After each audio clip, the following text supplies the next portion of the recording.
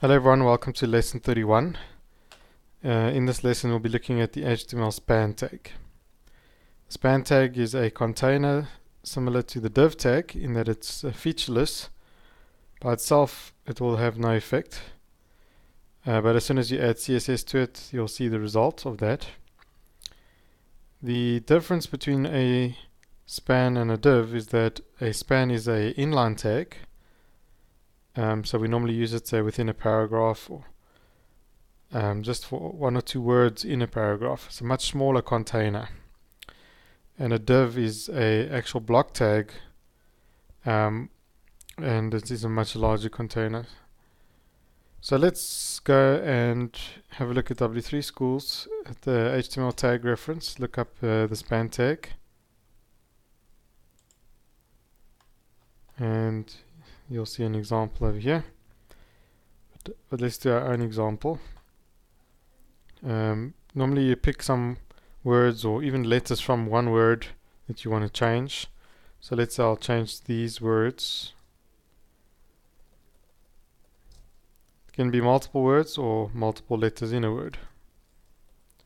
Let's just do the first three letters of the word Delore. Okay, so as I said, when you run this, nothing will change. There's Delore, there's the first three letters, nothing changed. So by itself, the span is featureless. As soon as I add a class to it, let's say big, then we can start seeing something happening. So we'll just increase the font size to, let's say, 20 pixels, and I think I'll just also make it red just so we can see. Okay, just see why that didn't work. Wrong CSS file. Make sure that your CSS file points to the correct external file, and there you can see the first three letters are now red and actually larger than the surrounding text. And of course we can reuse this many times over because it's a class.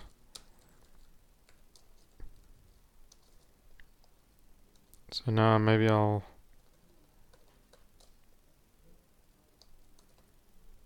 do a couple of words. There we go. So anytime you need a small container, use span.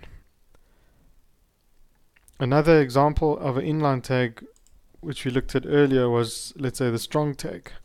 The problem with the strong tag is that it's not featureless. The strong tag actually does change the appearance of the text that it's surrounding, makes it bold. So if you need a featureless tag that does nothing without a CSS, you use the span tag. And that ends our lesson in the span tag.